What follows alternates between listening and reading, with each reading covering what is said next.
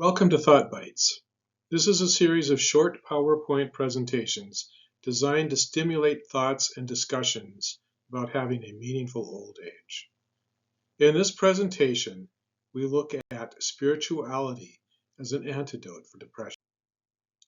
For the past several decades, Dr. Lisa Miller from Columbia University has been researching the neuropsychology of depression. She found that an interesting pattern continuously surfaced. Some people have a neurological predisposition for depression. If these people do not have a spiritual outlook on life, they are at high risk of experiencing depression.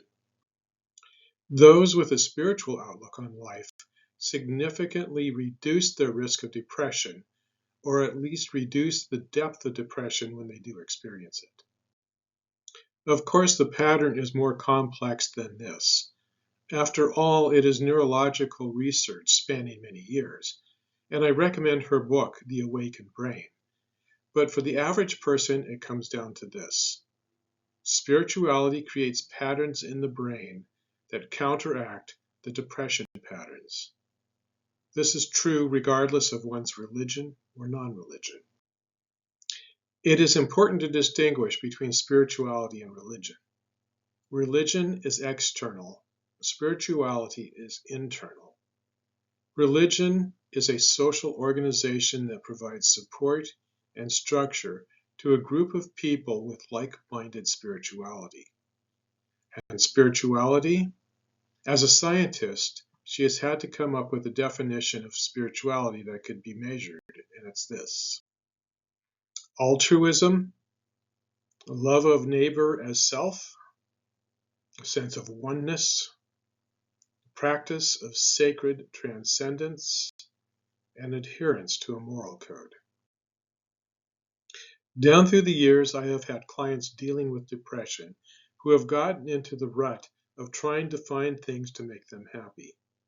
Very self-focused, and that makes sense. When you're in pain, you focus on the pain. If you break your arm, you become less aware of your toes or your friend's cough if you're hyper-focused on your arm.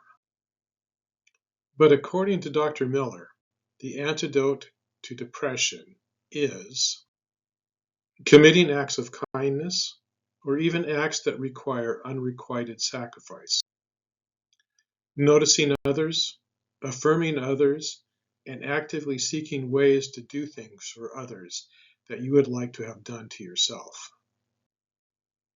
Taking time to contemplate that you are a part of nature and a member of the human race. Seeing yourself in the big picture. Taking time for practices that lift you beyond yourself and to put away activities that numb you to your inner self.